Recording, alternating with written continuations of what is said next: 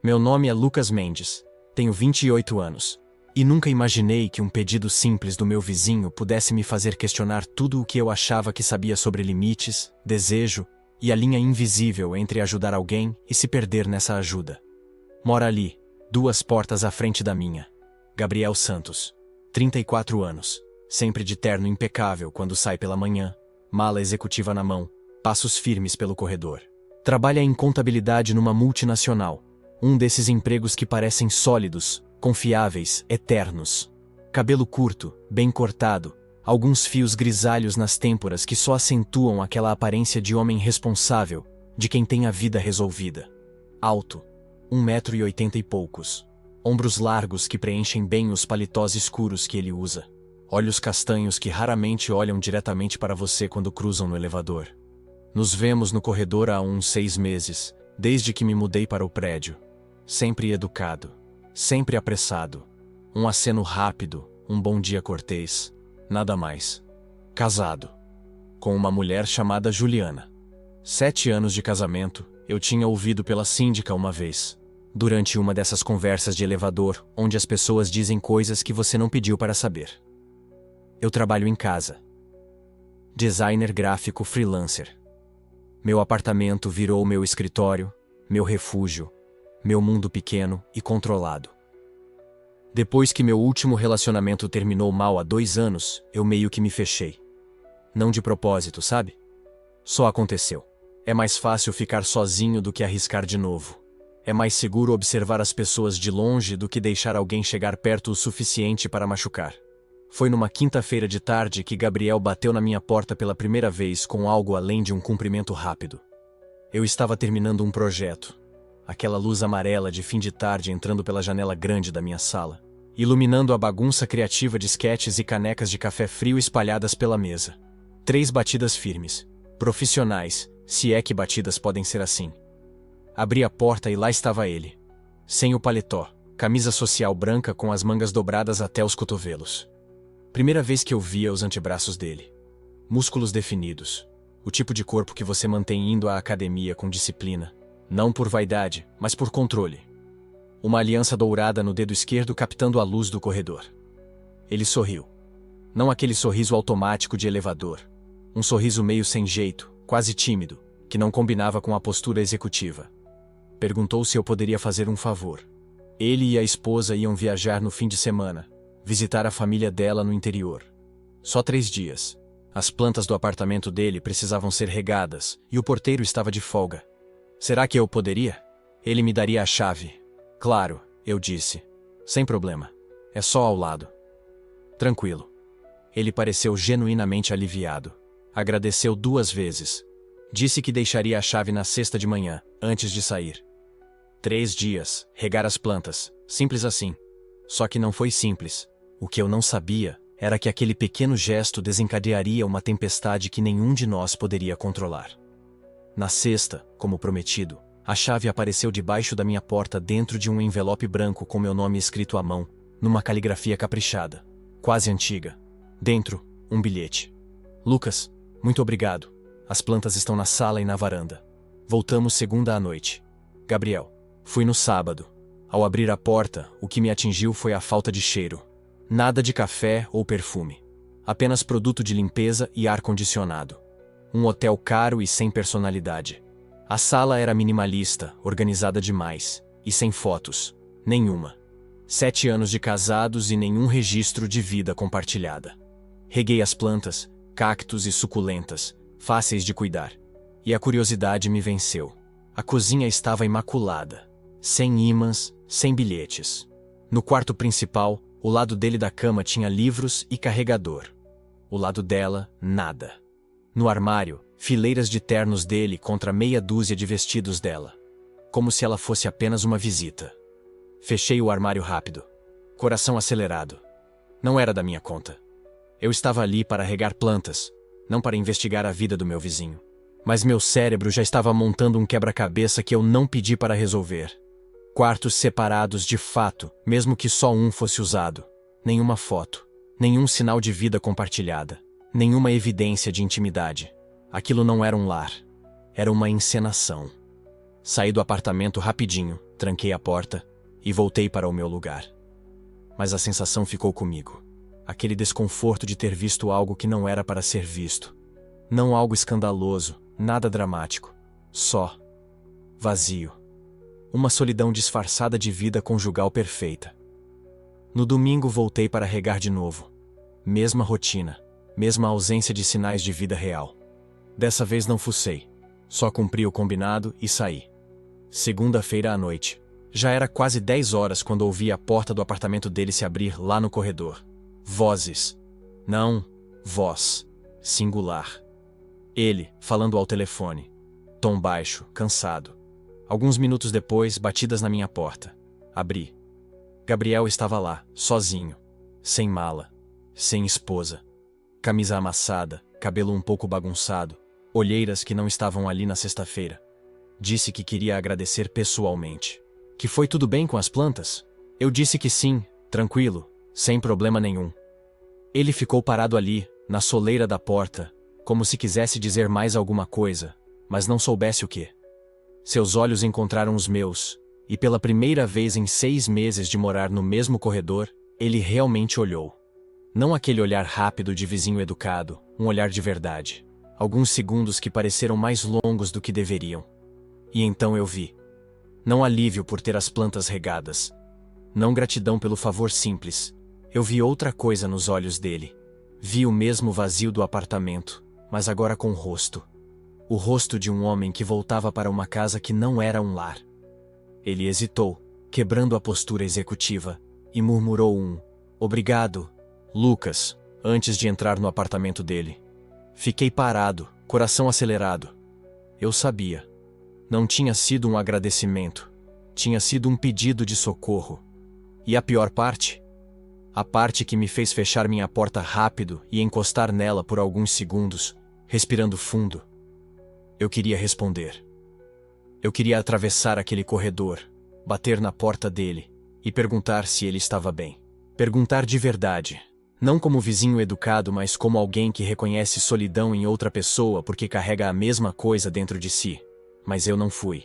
Porque ele era casado. Porque seria inapropriado. Porque eu tinha me prometido depois do meu último desastre romântico que não ia mais me envolver com pessoas complicadas, com situações impossíveis, com homens que carregavam bandeiras vermelhas grandes demais para ignorar. Fui para a cozinha, fiz um café que não precisava, fiquei olhando pela janela grande da sala para as luzes da cidade lá embaixo. Vila Madalena à noite, cheia de vida nas ruas, enquanto eu ficava ali em cima, sozinho, pensando num homem que morava a 2 passos de distância e parecia estar ainda mais sozinho do que eu. E eu continuei pensando naquele olhar, naquele apartamento vazio, naquele casamento que parecia existir só no papel. E principalmente, continuei pensando na forma como meu estômago tinha se apertado quando ele olhou para mim daquele jeito. Não de nervosismo, não de desconforto, de reconhecimento. Como se por alguns segundos a gente tivesse se visto de verdade. Não o designer freelancer e o contador corporativo. Não o vizinho solteiro e o homem casado. Mas 2 pessoas igualmente perdidas tentando fingir que estavam bem. Porque um homem com esposa, com uma vida aparentemente resolvida, com um apartamento organizado e uma carreira estável, me olharia daquele jeito? E pior, porque eu, que prometi a mim mesmo que ia me proteger, que ia manter distância, que ia aprender com os erros do passado, queria tanto descobrir a resposta? Dormi mal. Acordei várias vezes, e toda vez que fechava os olhos, via aquele momento na porta. Gabriel parado, hesitante, como se estivesse à beira de um precipício e não soubesse se devia recuar ou pular. Na terça de manhã, quando saí para comprar pão na padaria do bairro, cruzei com ele no elevador. Voltamos para aquele padrão de antes. Aceno rápido. Bom dia, Cortês. Ele no terno impecável, de volta à armadura profissional. Mas quando nossos olhos se encontraram por uma fração de segundo antes das portas do elevador se abrirem, eu soube. Aquilo não tinha acabado. Aquele favor simples de regar plantas tinha aberto uma porta que nenhum de nós sabia como fechar. E a única certeza que eu tinha, enquanto caminhava pelas ruas ensolaradas de Vila Madalena numa manhã comum de terça-feira, era que Gabriel Santos ia bater na minha porta de novo. não para pedir que eu regasse plantas, mas para pedir algo que ele ainda não tinha coragem de nomear. E eu, que deveria dizer não, que deveria manter a distância segura entre vizinhos educados que não se envolvem na vida um do outro, eu já sabia, com aquela certeza incômoda que vem do fundo do peito, que quando ele batesse de novo, eu ia abrir a porta. Porque solidão reconhece solidão. E pessoas vazias são perigosamente atraídas por outras pessoas vazias, na esperança irracional de que dois vazios somados possam, de alguma forma impossível, criar algo inteiro. 2 dias depois, Gabriel bateu na minha porta com uma garrafa de vinho na mão. Não era qualquer vinho. Era um Brunello de Montalcino, o tipo de garrafa que custa mais do que meu aluguel mensal. O rótulo estava impecável, a garrafa embrulhada em papel de seda como se fosse um presente de aniversário e não um simples agradecimento por regar algumas plantas. Para agradecer por cuidar das plantas enquanto estivemos fora, ele disse, estendendo a garrafa com as 2 mãos, como se fosse uma oferenda. Eu fiquei olhando para aquele vinho caríssimo, tentando processar a desproporcionalidade gritante entre o favor que eu tinha feito e o presente que estava recebendo. Tinha regado umas plantas por 5 dias. Tinha levado 3 minutos do meu tempo total. Gabriel, isso é demais, eu disse. Sério, você não precisava.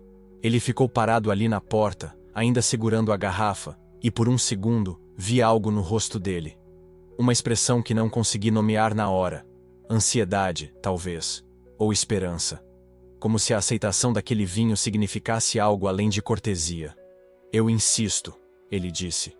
Você me salvou de voltar para casa e encontrar tudo morto. Eram literalmente 3 plantas, pensei. Mas não disse nada. Só peguei a garrafa, senti o peso dela nas mãos e sorri. Obrigado, Gabriel. É muito generoso da sua parte. Ele relaxou visivelmente. Os ombros desceram, a expressão ficou mais leve.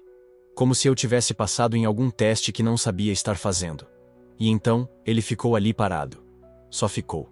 Olhando para mim com aqueles olhos escuros que pareciam estar tentando dizer alguma coisa que a boca dele não conseguia formar. O corredor estava silencioso. Eu podia ouvir a televisão de alguém alguns andares acima, o zumbido distante do elevador. Você quer entrar? As palavras saíram da minha boca antes que eu pudesse pensar nelas. Tomar um café ou algo assim? A expressão dele mudou. Ficou mais suave, quase vulnerável. Adoraria, ele disse, se não for incomodar. E foi assim que começou. Um convite inocente que nos levaria a um caminho sem volta. Naquela tarde, tomamos café na minha cozinha pequena enquanto ele me contava sobre a viagem. Ou melhor, sobre os fragmentos da viagem que ele escolheu compartilhar. A praia estava linda, o hotel era confortável, a comida excelente. Tudo muito genérico, muito seguro. Ele falava sobre a viagem no plural, nós fizemos isso, nós vimos aquilo, mas nunca mencionava Juliana pelo nome. Nunca descrevia um momento específico compartilhado. Era como ouvir alguém narrar férias de um catálogo de turismo. Eu observava ele falar, notando a maneira como seus dedos tamborilavam na lateral da xícara de café. Como ele olhava pela janela da cozinha em vez de olhar para mim quando falava sobre o casamento dele de forma abstrata. Como a luz da tarde criava sombras suaves no seu rosto, destacando o cansaço ao redor dos olhos. E você? Ele perguntou de repente, virando-se para me encarar. Como você está? Trabalhando em algo interessante? A mudança de assunto foi tão abrupta que quase me fez rir. Mas respondi. Contei sobre um projeto de design que estava fazendo para uma startup de tecnologia. Ele ouviu com uma atenção que parecia desproporcional ao interesse real que a descrição de um logo corporativo poderia gerar. Ele fazia perguntas. Perguntas específicas. Sobre meu processo criativo. Sobre como eu escolhia cores. Sobre o que me inspirava. Ninguém nunca tinha me perguntado essas coisas com tanta atenção genuína. Quando ele finalmente saiu, quase 1 hora depois, o apartamento ficou estranhamente silencioso. Eu fiquei olhando para a xícara de café dele ainda na pia, marcada com o contorno dos seus lábios, e me perguntei o que exatamente tinha acabado de acontecer. 3 dias depois, a desculpa foi uma estante da Talk & Stock. Sou péssimo com essas coisas, ele disse. A estante tinha 6 parafusos. Ele ficou me passando ferramentas que eu não precisava enquanto eu montava, só para prolongar o tempo. Uma semana depois, foi o computador lento. Não tinha problema nenhum, claro. Mas rendeu mais 2 cafés e uma conversa sobre como ele trocou arquitetura por contabilidade porque era mais prático. Havia uma tristeza na palavra prático, como se descrevesse uma capitulação. Você se arrepende? Eu perguntei. Ele ficou quieto por um longo momento, girando a xícara de café entre as mãos. Acho que a gente se arrepende de muitas coisas, ele disse finalmente. A questão é saber viver com essas escolhas. Havia algo tão pesado naquela frase que eu calei. Mas eu devia ter perguntado, porque o que ele não disse naquele momento era a chave de tudo. 2 dias depois, ele bateu na minha porta de novo. Desta vez, eu ri antes mesmo que ele abrisse a boca. Deixa eu adivinhar, eu disse. Você precisa de ajuda com alguma coisa? Ele teve a decência de parecer envergonhado. Passou a mão pelo cabelo curto, um gesto nervoso que eu estava começando a reconhecer como sinal de que ele estava prestes a inventar alguma desculpa. Eu estava pensando em fazer risoto hoje à noite, ele disse. Mas nunca fiz antes, e vi que você tem vários livros de culinária na estante. Pensei que talvez você soubesse dar algumas dicas. Eu me apoiei no batente da porta e o olhei. Realmente olhei. Vi o rubor leve subindo pelo pescoço dele, o jeito como ele não conseguia manter contato visual por mais de 3 segundos, a tensão nos ombros dele. Gabriel, eu disse suavemente. Você sabe cozinhar. Não era uma pergunta. Ele piscou. Abriu a boca. Fechou de novo. Vi a panela de pressão na cozinha da sua casa, continuei.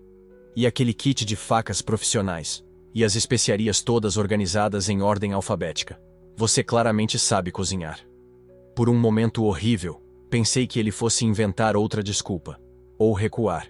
Ou fazer o que quer que pessoas fazem quando são pegas em uma mentira sem malícia. Mas ele não fez nada disso. Em vez disso, ele deu uma risada. Uma risada curta, quase sem humor, mas real. Você me pegou, ele disse. E então nós dois ficamos ali parados no corredor. Ele do lado de fora, eu do lado de dentro. E algo mudou. A pretensão caiu. O jogo ficou visível. Por que você continua inventando desculpas para vir aqui? Eu perguntei. A voz saiu mais suave do que eu pretendia. Gabriel me olhou. Realmente me olhou. E pela primeira vez desde que nos conhecemos, vi algo além da fachada polida do contador corporativo casado que morava a 2 portas de distância. Vi solidão. Vi medo. Vi desejo. Não sei, ele disse, e a honestidade crua naquelas 2 palavras me atingiu como um soco. O silêncio se estendeu entre nós, pesado de coisas não ditas. Você pode entrar, eu disse finalmente. Não precisa de desculpa. Ele entrou. Sentamos no sofá da sala, cada um em uma ponta, mantendo uma distância segura que parecia ao mesmo tempo necessária e absurda. E então, ele começou a falar. Não sobre risoto, não sobre estantes ou computadores ou plantas, sobre como ele se sentia invisível no próprio casamento. Sobre como ele e Juliana moravam juntos, mas viviam vidas paralelas que raramente se cruzavam. Sobre como ele não lembrava a última vez que tinha tido uma conversa de verdade com alguém, uma conversa onde ele não precisasse manter a máscara profissional ou conjugal. Eu apenas ouvi. Não julguei, não aconselhei, não tentei resolver. Só ouvi. E quando ele terminou, quando as palavras finalmente secaram, ele me olhou com uma expressão tão vulnerável que me fez doer no peito. Obrigado, ele disse, por escutar, por não me fazer sentir patético. Você não é patético, eu disse. Você é humano. Algo brilhou nos olhos dele. Algo que parecia perigosamente próximo de lágrimas. Ele saiu logo depois, murmurando sobre ter trabalho pela manhã. Mas na porta, ele pausou. Lucas, ele disse, sem se virar completamente. Posso voltar? Não com desculpas. Só para conversar? Claro, eu disse. E ele foi embora. Eu fechei a porta e fiquei encostado nela por um longo momento, meu coração batendo mais rápido do que deveria. Porque eu sabia o que estava acontecendo. Sabia que cada vez que Gabriel batia na minha porta, ele estava procurando algo que não encontrava em casa. Algo que talvez não pudesse nomear. E a parte mais perigosa? Eu queria dar isso a ele, seja lá o que fosse. Deitado na cama naquela noite, olhando para o teto, eu repassei cada interação. O vinho caro demais. As desculpas transparentes. A maneira como ele olhava para mim quando achava que eu não estava prestando atenção.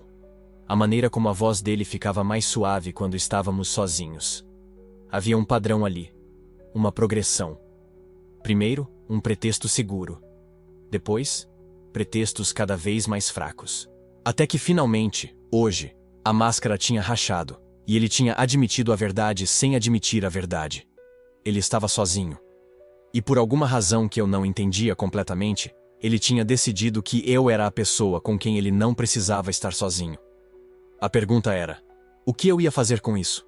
Porque Gabriel Santos era casado. Tinha uma aliança de ouro na mão esquerda que refletia a luz toda vez que ele gesticulava. Tinha uma vida construída com outra pessoa, mesmo que essa vida parecesse mais uma arquitetura vazia do que um lar. E eu? Eu era o vizinho solteiro que trabalhava de casa e estava começando a esperar as batidas na porta dele com uma antecipação que beirava a ansiedade. Era perigoso. Eu sabia que era perigoso. Mas quando dormi naquela noite, sonhei com olhos escuros me observando e acordei com uma premonição ruim. Eu estava brincando com fogo e estava prestes a me queimar feio. 3 dias se passaram sem nenhuma visita. 3 dias em que eu me peguei ouvindo sons no corredor, prestando atenção a cada ruído de porta abrindo, me sentindo ridiculamente desapontado quando percebia que era outro vizinho. Eu tentei trabalhar. Tentei focar nos projetos de design, nas reuniões com clientes, na vida normal que eu tinha antes que Gabriel Santos começasse a aparecer na minha porta com desculpas cada vez menos convincentes. Mas minha mente continuava voltando para ele. Para a maneira como sua voz tinha soado quando ele disse não sei. Para a vulnerabilidade crua naquela confissão sobre se sentir invisível. Na noite do 3º dia, eu estava na cozinha preparando o jantar quando ouvi a batida. Não era uma batida urgente. Era hesitante. Quase tímida. Abri a porta e lá estava ele. Mas dessa vez não havia desculpa preparada. Nenhuma história sobre móveis ou computadores. Ele só estava ali, com as mãos nos bolsos da calça jeans, parecendo mais jovem do que seus 34 anos. Oi, ele disse. Oi. Nós ficamos ali por um momento, e eu percebi que era a primeira vez que ele vinha sem um pretexto. Sem uma armadura. Eu estava pensando. Ele começou, e então parou. Recomeçou. A Juliana vai receber umas amigas aqui em casa amanhã à noite. Vai ser barulhento e provavelmente vai durar até tarde. Ele pausou, e eu esperei. Eu estava me perguntando se talvez eu pudesse usar o seu espaço para trabalhar. Tenho uns relatórios para terminar e vou precisar de silêncio. Era outra desculpa, mas dessa vez nós dois sabíamos. Não havia pretensão de que ele realmente acreditava nela. Era apenas uma ponte, uma maneira de pedir permissão para estar perto de mim sem ter que admitir por que ele queria isso. Claro, eu disse. Pode vir quando quiser. Obrigado, Lucas. A maneira como ele disse meu nome. Devagar. Como se estivesse provando o som dele. Ele se virou para ir embora, mas então olhou para trás. Você é uma pessoa boa, ele disse. Espero que você saiba disso. E antes que eu pudesse responder, ele já tinha ido embora, a porta do próprio apartamento se fechando suavemente atrás dele. Eu fiquei ali parado no corredor vazio, meu coração fazendo coisas estranhas no peito. Porque a pergunta agora não era mais por que Gabriel Santos continuava inventando desculpas para vir até mim. A pergunta era, por que um homem casado precisava escapar da própria casa para encontrar silêncio? E mais importante, o que ele estava realmente procurando quando olhava para mim daquele jeito, como se eu fosse água, e ele estivesse morrendo de sede? Eu não tinha respostas, mas sabia que quando ele aparecesse amanhã à noite, com ou sem relatórios para terminar, alguma coisa ia mudar de novo. E a parte mais assustadora? Eu queria que mudasse. Ele apareceu na noite seguinte. Não precisou inventar desculpa dessa vez. Apenas bateu na porta, laptop debaixo do braço e disse: A Juliana tem visitas em casa. Tem gente até tarde. Posso trabalhar aqui? Como se fosse a coisa mais natural do mundo. Como se meu apartamento tivesse se tornado extensão do dele. Eu disse que sim. Claro que disse. Gabriel entrou. Foi direto para a mesa da sala. Abriu o computador. Ficou ali digitando números em planilhas intermináveis, enquanto eu fingia ler um livro no sofá. O silêncio era confortável demais. Perigoso demais. Esse era o problema com Gabriel Santos. Ele tornava o silêncio íntimo. 2 horas depois, ele fechou o laptop e esticou os ombros com um suspiro longo. Olhou para mim. Você tem café? Levantei sem responder. Fui para a cozinha. Ele me seguiu. E foi ali, naquele espaço pequeno onde mal cabíamos os dois sem nos esbarrar, que tudo começou a desmoronar. Coloquei a cafeteira no fogo. Gabriel encostou no balcão, cruzou os braços. A luz amarela da lâmpada sobre a pia fazia sombras suaves no rosto dele. Eu podia sentir o cansaço que carregava, como se pesasse fisicamente no ar. Obrigado por me deixar invadir seu espaço assim, ele disse em voz baixa. Você não invade, respondi. Pode vir quando quiser. Ele sorriu, mas foi um sorriso triste. Engraçado. Minha própria casa deveria ser o lugar onde eu quisesse estar. Mas não é. Não era a primeira vez que ele deixava escapar algo assim. Mas era a primeira vez que não tentava disfarçar logo em seguida. Peguei 2 xícaras do armário. O café borbulhava baixinho. Por que não? Perguntei. Gabriel ficou quieto. Tanto tempo que achei que não fosse responder. Então ele soltou o ar devagar, como se estivesse se preparando para pular de um lugar muito alto. Porque eu me sinto sozinho lá. As palavras saíram simples, diretas, devastadoras. Virei para encará-lo. Ele estava olhando para as próprias mãos. Você é casado, Gabriel. Eu sei. Ele deu uma risada curta, sem humor. Engraçado, né? 7 anos casado e eu nunca me senti tão sozinho na vida. Não sabia o que dizer. Então não disse nada. Apenas desliguei o fogo, peguei a cafeteira, despejei o líquido escuro nas xícaras. Gabriel aceitou a dele com as 2 mãos, como se precisasse do calor. A gente virou colegas de apartamento, ele continuou, voz mais baixa ainda. Dividimos contas, dividimos espaço, mas não dividimos mais nada. Não lembro a última vez que a gente realmente conversou. Conversou de verdade, sobre coisas que importam. Ele tomou um gole de café. Fez uma pausa.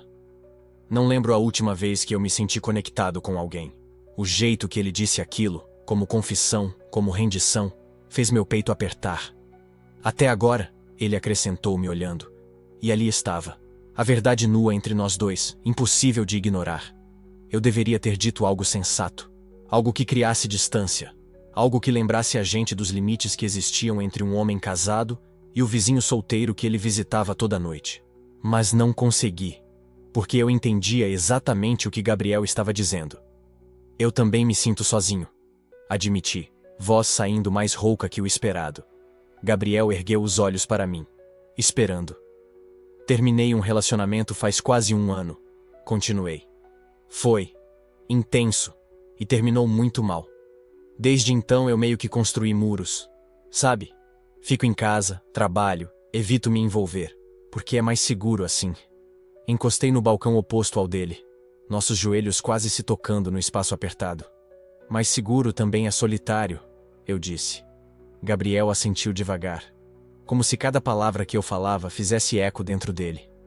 E aí, você aparece. Eu continuei, sem conseguir parar.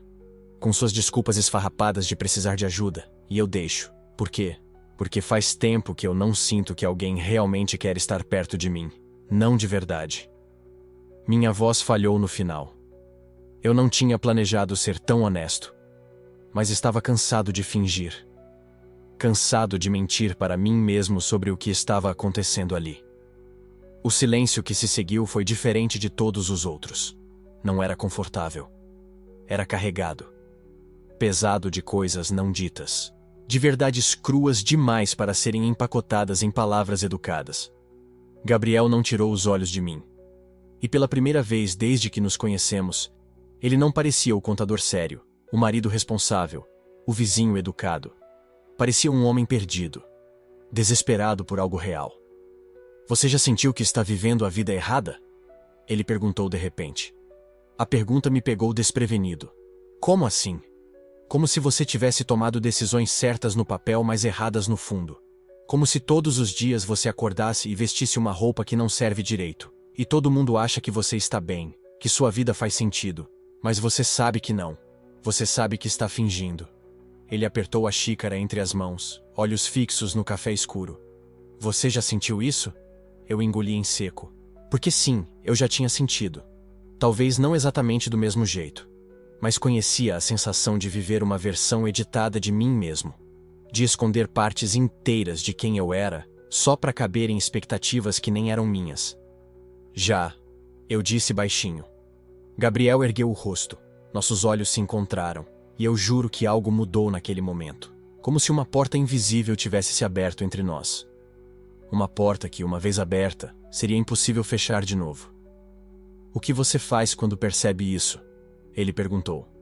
Quando percebe que está vivendo a vida de outra pessoa? Não era uma pergunta retórica. Ele realmente queria saber. Como se eu tivesse alguma resposta que ele não conseguia encontrar sozinho. Eu não sei, Gabriel. Minha voz saiu fraca, honesta demais.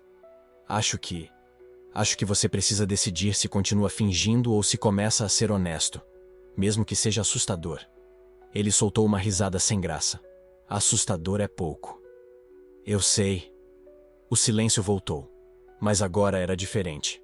Agora era íntimo de um jeito que ultrapassava qualquer conversa casual entre vizinhos. Gabriel colocou a xícara na pia e deu um passo na minha direção, reduzindo o espaço a quase nada. Podia sentir o calor do corpo dele. Lucas, ele sussurrou. Ergueu a mão devagar. Vi os dedos se aproximando dos meus no balcão. Vi a dúvida, o medo e a fome. Sua mão parou a centímetros da minha, congelada no ar. Eu não recuei. A escolha era dele. E nós dois sabíamos que, se ele tocasse minha mão agora, nada mais seria como antes. A pergunta não era mais se Gabriel Santos se sentia atraído por mim. A pergunta era, ele tinha coragem de admitir? Ele tinha coragem de parar de fingir? De ser honesto consigo mesmo, nem que fosse por um segundo? Seus dedos tremiam no ar entre nós. E eu percebi, com clareza absoluta e aterrorizante, eu queria que ele tocasse. Eu queria que ele escolhesse a verdade, mesmo sabendo que a verdade ia doer. Mesmo sabendo que a verdade ia complicar tudo. Porque viver mentindo dói mais. E nós dois estávamos cansados de doer sozinhos. Eu prendi a respiração, esperando o toque que mudaria tudo. Mas ele não tocou. Naquela noite, Gabriel simplesmente levantou. Murmurou um boa noite quase inaudível. E saiu da minha cozinha como se estivesse fugindo de um incêndio que só ele podia ver. A porta fechou. E eu fiquei ali, sozinho, com 2 xícaras de café esfriando sobre a mesa. Com o gosto amargo da quase verdade na boca. Achei que tinha acabado. Achei que ele ia voltar pro apartamento dele, pra vida dele, pra esposa dele. E fingi que aquela conversa nunca aconteceu. Que a gente nunca tinha se aproximado daquele precipício perigoso onde a honestidade vive. Mas no dia seguinte, às 7 da noite, a campainha tocou. E quando abri a porta, lá estava Gabriel. Segurando um livro. Um livro que eu nunca tinha emprestado para ele. Olhamos um pro outro. Ele sabia que eu sabia. Eu sabia que ele sabia que eu sabia. A desculpa era tão frágil que era quase patética. Mas a gente fingiu. Porque às vezes fingir é mais fácil do que admitir que você voltou porque não consegue ficar longe. Entrei para dentro sem dizer nada. Ele me seguiu. Fechei a porta. O silêncio na sala era denso, quase sólido. Daqueles silêncios que ocupam espaço, que pesam nos ombros, que fazem você esquecer como respirar naturalmente. Você já ficou preso num momento em que tudo o que você não diz é mais alto do que qualquer palavra que você poderia pronunciar? Era isso. Gabriel ficou parado perto da mesa da cozinha, as mãos nos bolsos, os ombros tensos. Eu encostei na bancada, tentando parecer casual. Mas meu coração batia tão forte que eu tinha certeza que ele podia ouvir. Ele olhou para a mesa, para o mesmo lugar onde a gente tinha estado sentado na noite anterior. Onde ele quase tinha tocado a minha mão. Onde a verdade quase tinha escapado. Desculpa aparecer assim, ele disse, a voz baixa, tensa. Eu só queria devolver o livro. Menti que tudo bem. Menti que não era estranho. A gente continuou mentindo porque mentir era o único território seguro que nos restava. Ofereci café. Ele aceitou. Nos movemos pela cozinha como dançarinos cuidadosos, evitando contato, evitando nos aproximar demais, evitando quebrar a frágil ilusão de normalidade que estávamos construindo. Sentamos. Mesma mesa, mesmas cadeiras, mas tudo parecia diferente, carregado. Como se o ar estivesse eletricamente vivo, vibrando com tudo o que a gente não estava dizendo. Gabriel mexeu no café sem beber. Eu fingi olhar para a janela. Os minutos passavam pesados. E então ele falou: eu não consegui dormir ontem. Não era uma pergunta. Não era uma confissão completa. Era só uma frase jogada no espaço entre nós. Mas carregava tanto peso que quase me derrubou. Olhei para ele. Ele olhou para mim. E pela primeira vez desde que ele entrou, a gente segurou o olhar. Sem desviar. Sem fugir. Só olhando. E eu vi tudo. Vi o medo. Vi o desejo.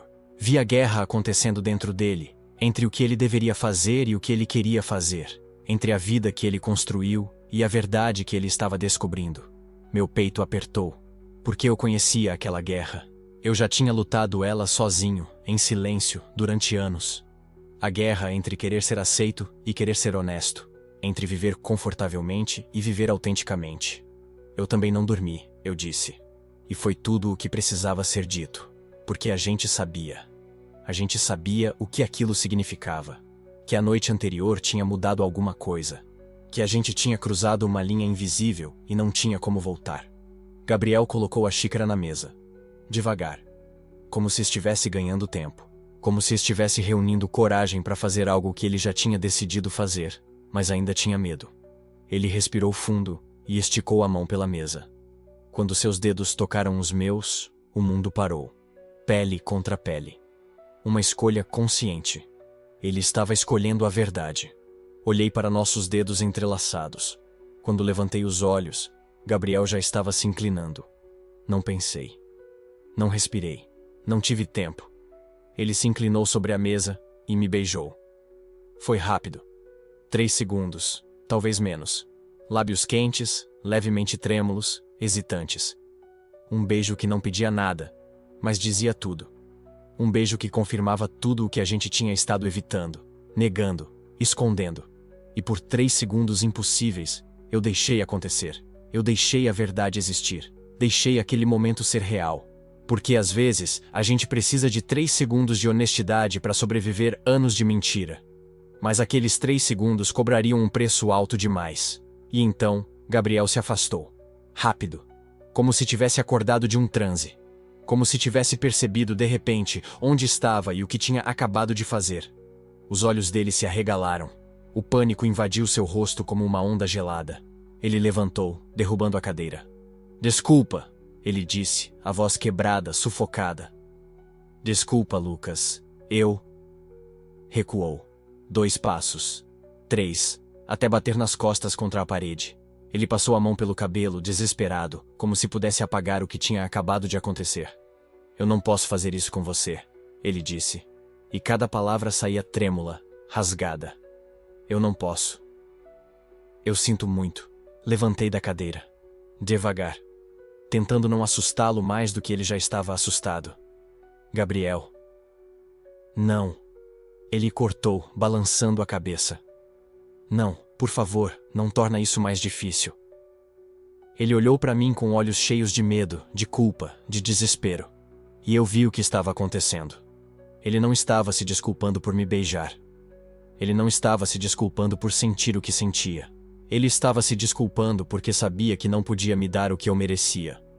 Porque sabia que qualquer coisa entre a gente ia ser complicada, escondida, dolorosa. Ele estava se desculpando por me arrastar para dentro da bagunça que era a vida dele. Eu não posso fazer isso com você, ele repetiu. Mas dessa vez a voz dele era quase um sussurro. Você merece alguém que possa te escolher de verdade. E eu... Eu não posso. Ele se virou. Abriu a porta. E antes que eu pudesse dizer qualquer coisa, antes que eu pudesse processar o que tinha acontecido, Gabriel saiu. A porta bateu. E eu fiquei ali. Sozinho. De novo. Mas dessa vez era diferente. Porque agora eu sabia. Eu sabia que não era só eu. Eu sabia que ele sentia a mesma coisa. Eu sabia que aquele beijo tinha sido real. Mas saber não tornava as coisas mais fáceis. Na verdade, tornava tudo infinitamente mais difícil. Porque é uma coisa imaginar que alguém pode te querer. E é outra coisa completamente diferente saber que eles te querem, mas não podem te ter. Encostei na porta fechada, o coração ainda acelerado, os lábios ainda sentindo o fantasma do toque dele. E percebi uma verdade brutal. Às vezes, o momento em que você finalmente consegue o que quer é exatamente o momento em que você percebe que não pode ficar com isso. Às vezes, a verdade não te liberta. Ela só te mostra o tamanho da prisão. E Gabriel tinha acabado de me mostrar a dele. E a minha. Porque agora, eu não podia mais fingir que aquilo era só uma atração inocente. Não podia mais fingir que a gente era só vizinhos que se davam bem. Aquele beijo tinha quebrado todas as ilusões. E me deixado com uma única certeza aterrorizante. Eu queria Gabriel. E Gabriel me queria. Mas querer não era suficiente. Nunca foi. Deslizei pela porta até sentar no chão frio da sala. E fiquei ali, no escuro, ouvindo o som distante do trânsito lá fora, me perguntando como 3 segundos podiam mudar tudo. Como um beijo podia criar e destruir ao mesmo tempo. Como a gente podia finalmente dizer a verdade, e ainda assim, acabar mais perdidos do que antes. Não chorei. Não consegui. Só fiquei ali, vazio e cheio ao mesmo tempo, sentindo o peso daqueles 3 segundos me esmagando. Porque agora eu sabia a verdade. E a verdade era essa. Gabriel Santos tinha me beijado. E depois fugiu. Não porque não me queria, mas porque me queria demais. E essa era a pior parte. Saber que o que a gente tinha era real. Mas que real não significava possível. A única questão era: quanto tempo até essa bomba explodir? E quando explodisse, quem sairia ferido? A resposta veio mais rápido do que eu esperava. Mas não da forma que eu queria. 3 dias. 3 dias de silêncio absoluto. 3 dias em que eu sabia que Gabriel estava do outro lado daquelas 2 portas. E ele sabia que eu estava aqui. E a gente fingia que nada tinha acontecido. Você já tentou ignorar alguém que vive a 2 metros de distância de você? É praticamente impossível. Mas Gabriel estava tentando muito. Na primeira manhã, ele saiu às 6h15, sem olhar para minha porta. Na segunda noite, nos cruzamos no corredor. Ele murmurou "com licença", e passou por mim como se fôssemos estranhos, ignorando que tinha me beijado 48 horas antes. Senti a confusão virar raiva. No terceiro dia, eu já estava cansado. Cansado de ouvir os passos dele e sentir meu coração acelerar. Cansado de checar meu celular esperando uma mensagem que eu sabia que não viria.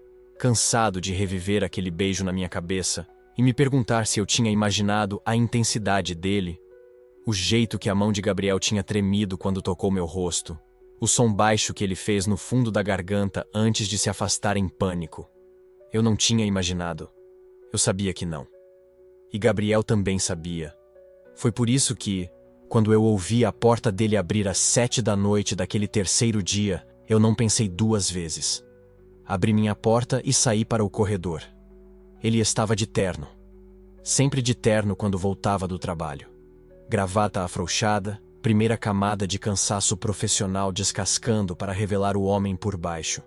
Mas dessa vez, quando ele me viu, toda a postura dele enrijeceu. Lucas. Meu nome saiu como um aviso. A gente precisa conversar, eu disse. Eu. Não posso agora. Você não pode nunca, pelo visto. Ele fechou os olhos. Respirou fundo. Quando abriu de novo, tinha uma parede ali. Aquela mesma parede educada e distante que ele usava quando a gente se cruzava nos primeiros meses, antes de tudo isso começar. Eu tenho que entrar, ele disse, virando-se para a porta. Então você vai fingir que não aconteceu? Minha voz saiu mais alta do que eu pretendia. Vai fingir que você não me beijou? Que você não quis aquilo tanto quanto eu? Ele congelou com a mão na maçaneta. Não se virou. Por favor, ele disse baixo. Não faz isso. Não faço o quê? Não falo a verdade? Porque parece que é exatamente isso que você está pedindo. Para eu fingir junto com você. Silêncio. O tipo de silêncio que pesa, que ocupa espaço. Então, devagar, Gabriel se virou. E o que eu vi no rosto dele me quebrou um pouco. Ele estava cansado. Não o cansaço de um dia ruim de trabalho. O cansado de alguém que está lutando uma guerra interna há tempo demais. Os olhos dele estavam vermelhos nas bordas, como se ele tivesse dormido tão mal quanto eu. E tinha algo mais, algo desesperado. Você não entende, ele disse. E a voz dele tremia. Você não entende o que está em jogo. Então me explica. Dei um passo em direção a ele. Me explica por que um beijo que significou alguma coisa precisa ser tratado como um erro. Porque foi um erro. As palavras saíram explosivas, mas sem convicção. Eu sou casado, Lucas. Eu tenho uma vida. Eu não posso simplesmente. Simplesmente o quê? Ser honesto? Sentir o que você sente? Você não sabe o que eu sinto. Eu sei o que eu vi. Minha voz ecoou no corredor vazio. Eu vi você me olhando por semanas, como se estivesse com fome de alguma coisa que você não podia nomear. Eu senti você tremendo quando me tocou. Eu ouvi aquele som que você fez quando me beijou, Gabriel. Aquele som de alguém que finalmente está respirando depois de ficar tempo demais debaixo d'água. Ele ficou ali, congelado, e eu vi o momento exato em que as defesas dele começaram a rachar. Você estava vivo naquele momento. Eu continuei. Mais baixo agora, mas não menos intenso. Talvez pela primeira vez em muito tempo. E agora você quer voltar para a mentira confortável porque a verdade é assustadora demais. Algo se moveu no rosto dele. Uma contração muscular minúscula perto do olho. Os lábios se separando como se ele fosse dizer alguma coisa. E então eu vi. Lágrimas. Não caindo. Apenas acumulando ali nos cantos dos olhos, recusando-se a cair porque Gabriel Santos não chorava. Gabriel Santos se controlava. Gabriel Santos mantinha tudo junto, sempre. Exceto que agora ele não estava conseguindo. Eu não sei como fazer isso, ele sussurrou. A voz tão baixa que eu quase não ouvi. Eu não sei como ser. Isso. Isso o quê? Ele olhou para mim, e naquele olhar havia tanto medo que eu senti no meu peito. Honesto, ele disse. E foi nesse momento que o celular dele tocou. O som cortou o ar entre nós como uma faca. Gabriel deu um pulo pequeno, instintivo, e tirou o telefone do bolso com mãos que tremiam visivelmente. Eu vi o nome na tela antes dele atender. Juliana. Ele olhou para mim. Depois para o telefone. Depois para mim de novo. E eu entendi. Esse era o momento. A escolha acontecendo bem na minha frente. Atender aquele telefone significava escolher a mentira confortável. Significava voltar para dentro daquela vida que ele tinha admitido, apenas segundos antes, que não sabia como abandonar. Ele atendeu. Oi, amor. A voz dele mudou instantaneamente. Mais leve, controlada. A versão editada de Gabriel que ele mostrava para o mundo. Sim, acabei de chegar. Estou só. Conversando com o vizinho. O vizinho. Como se eu fosse qualquer um. Como se minha boca não tivesse estado na dele 3 dias atrás. Ele falou mais algumas frases que eu não processei. Algo sobre jantar. Algo sobre estar subindo. Ele desligou e ficou ali, olhando para o telefone na mão dele como se fosse um objeto estranho. Quando ele finalmente olhou para mim, as lágrimas tinham sumido. A parede tinha voltado, mas eu conseguia ver as rachaduras agora. Conseguia ver quanto esforço estava custando para ele manter aquela fachada. Eu tenho que ir, ele disse. Eu sei. Ele hesitou. Abriu a boca. Fechou. Tentou de novo. Lucas, Não. Eu balancei a cabeça. Não diz nada que você não esteja pronto para dizer de verdade. Ele assentiu devagar. Virou-se para a porta. Gabriel. Ele parou, mas não se virou. Quando você estiver pronto para ser honesto, eu disse. Eu ainda vou estar aqui. Ouvi a respiração dele falhar. Vi os ombros dele subirem e descerem. Então ele abriu a porta e entrou. E eu fiquei sozinho no corredor, com o eco daquela conversa ainda vibrando no ar. Mas algo tinha mudado. Antes, eu estava esperando Gabriel admitir alguma coisa para mim. Agora eu entendia que ele precisava admitir para ele mesmo primeiro. E essas lágrimas que ele tinha segurado com tanta força, aquele "eu não sei como ser honesto", sussurrado como uma confissão. Isso não era o fim. Era o começo dele finalmente enfrentar a verdade que ele tinha passado anos enterrando. A questão agora não era se Gabriel ia escolher a honestidade. Era se ele ia encontrar coragem para fazer isso antes que a mentira o consumisse completamente. E tudo o que eu podia fazer era esperar e torcer para que ele não tivesse esquecido como respirar. Mas a noite em que ele voltou, mudaria tudo para sempre. 3 dias se transformaram em uma semana. Uma semana se transformou em 10 dias. O corredor entre nossos apartamentos nunca pareceu tão longo e tão curto ao mesmo tempo. Longo porque cada passo que eu dava em direção à minha porta parecia carregado de expectativa, de possibilidade. Curto porque a distância entre nós era apenas 2 portas, apenas alguns metros de piso frio, e ainda assim parecia um abismo impossível de atravessar. Eu parei de esperar, não porque eu quisesse, mas porque esperar estava me consumindo de uma forma que eu não conseguia mais sustentar. Eu voltei à minha rotina. Acordava, trabalhava, comia, dormia, tudo mecanicamente. Tudo com a sensação de que algo vital tinha sido arrancado de mim e eu estava apenas fingindo que ainda estava inteiro. Foi numa terça-feira, quase meia-noite, quando ouvi a batida na porta. 3 toques, suaves, quase hesitantes.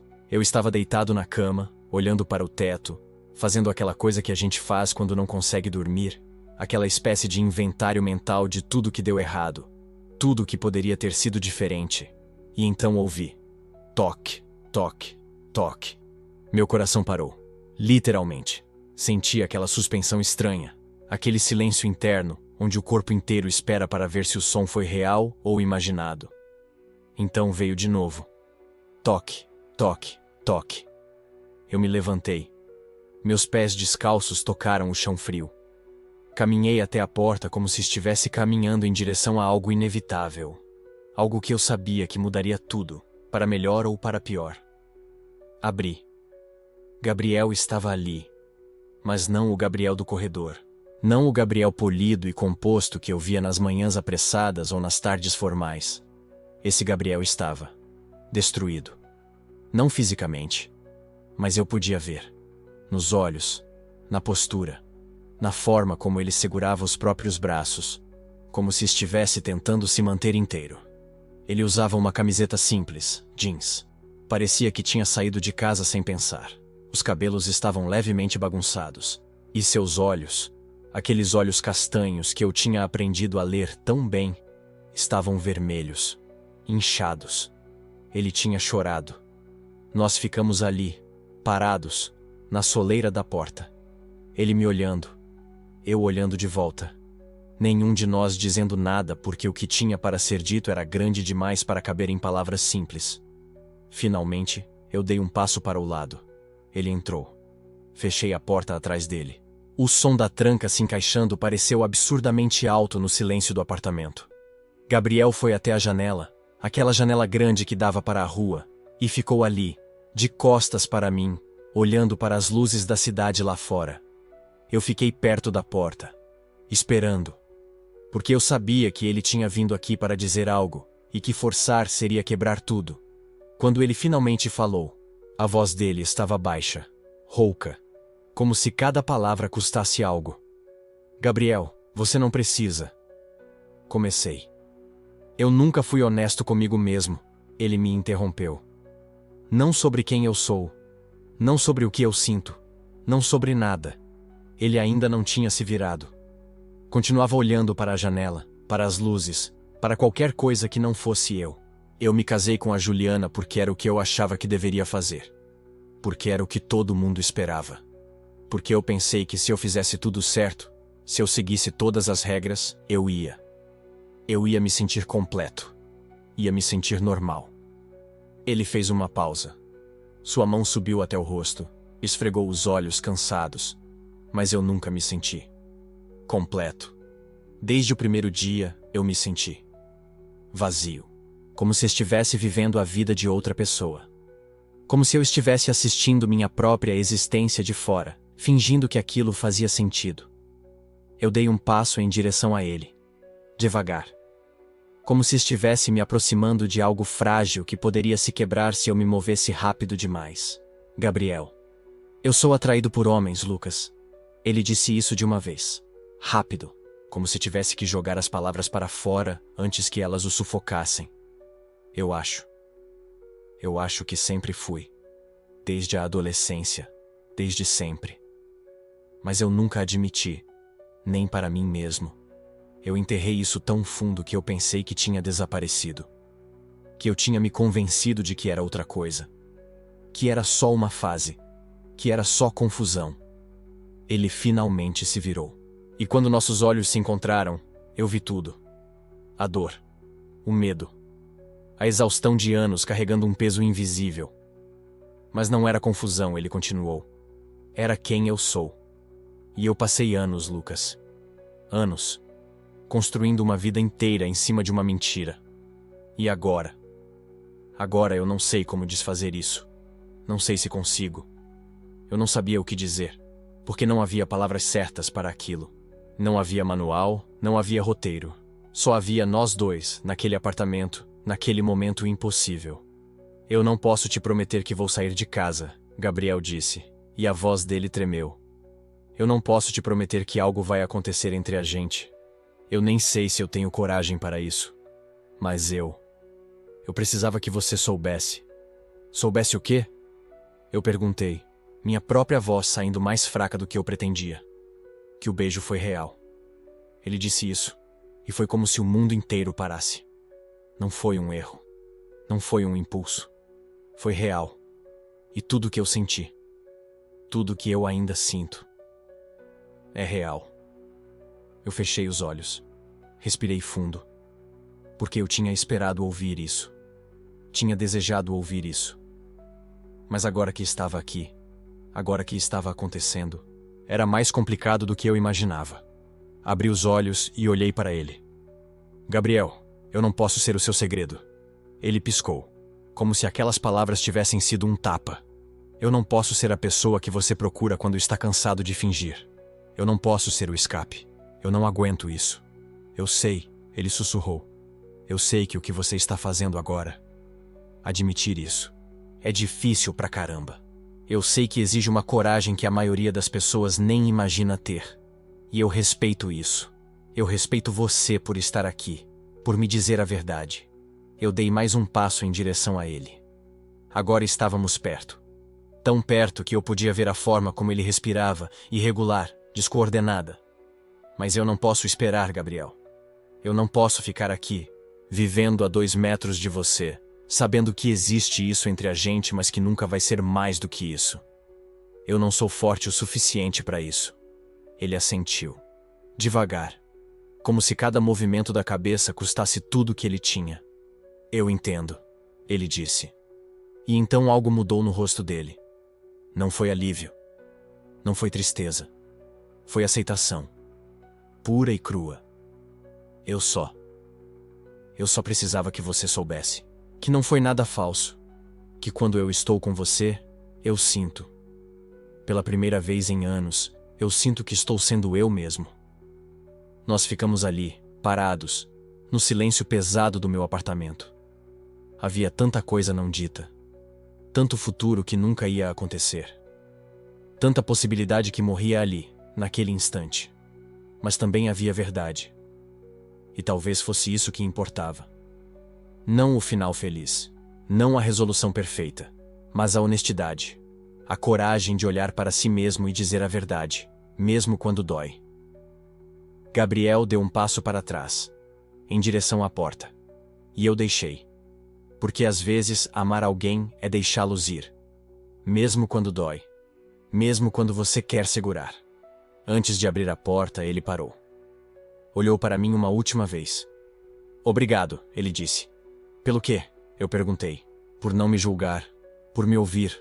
Por me deixar ser honesto. Eu engoli em seco. Você merece viver sua verdade, Gabriel. Mesmo que eu não faça parte dela. Ele assentiu. Abriu a porta e saiu. A porta se fechou com um clique suave. E então foi só silêncio. Eu fiquei ali, parado no meio da sala, sentindo o peso daquele momento se instalar em mim. Não era alívio. Não era tristeza. Era algo entre os dois. Algo que doía, mas que também parecia certo. Gabriel tinha admitido a verdade. Para mim. Para si mesmo. E talvez isso não levasse a um final feliz. Talvez ele voltasse para casa. Talvez continuasse vivendo a mesma vida. Talvez nada mudasse. Mas algo tinha mudado nele. Eu tinha visto nos olhos dele, aquela fagulha, aquele primeiro passo em direção a si mesmo. E isso, de alguma forma torta e dolorosa, era mais importante do que qualquer coisa que pudesse ter acontecido entre nós. Porque às vezes a verdade não te dá o que você quer, mas ela te liberta. E talvez Gabriel ainda demorasse anos para entender isso completamente. Talvez ele nunca chegasse lá. Talvez sim. Mas ele tinha começado. E isso já era algo. Voltei para o quarto e, pela primeira vez em dias, consegui respirar. Eu tinha sido honesto. Tinha validado a coragem dele sem me sacrificar. Algumas histórias não têm final feliz, mas têm final verdadeiro. E às vezes, isso é o melhor que a gente pode pedir. Não o quanto de tempo você viveu, mas o quanto você viveu de verdade.